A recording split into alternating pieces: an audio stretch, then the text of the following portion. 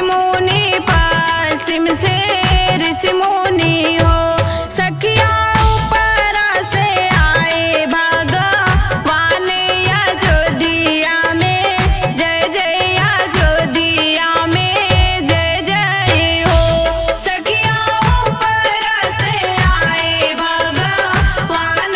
अयोध्या में जय जय अयोध्या में जय जय हो।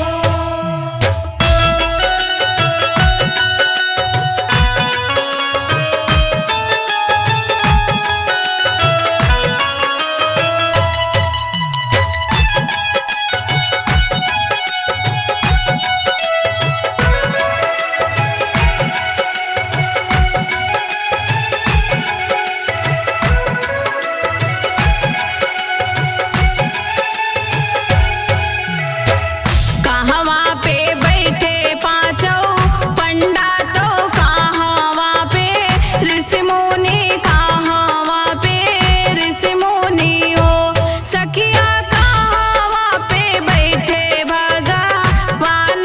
अयोध्या में जय जय अयोध्या में जय जय हो सखिया कहवा पे बैठे भगवान अयोध्या में जय जय अयोध्या में जय जय हो।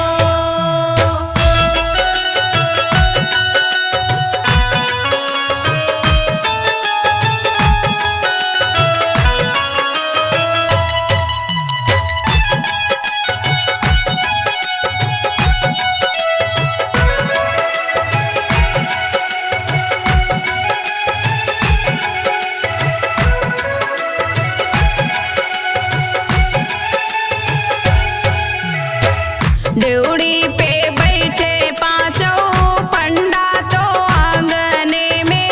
ऋषि मुनि द्वारे पे ऋषि मुनि हो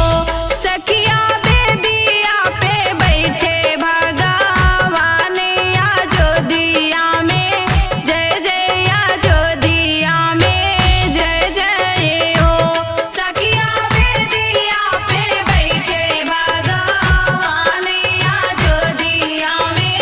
जय जय अयोध्या में जय जय हो।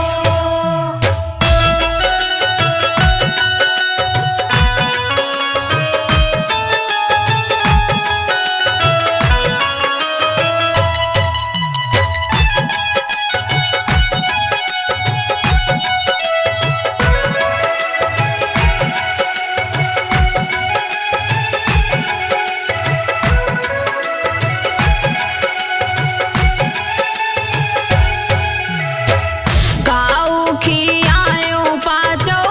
पंडा तो काउरी सिमुनि काउरी सिमुनि हो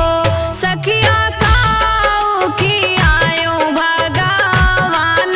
अयोध्या में जय जय अयोध्या में जय जय हो सखिया काऊ खियायूं भगवान अयोध्या में जय जय अयोध्या में जय जय हो।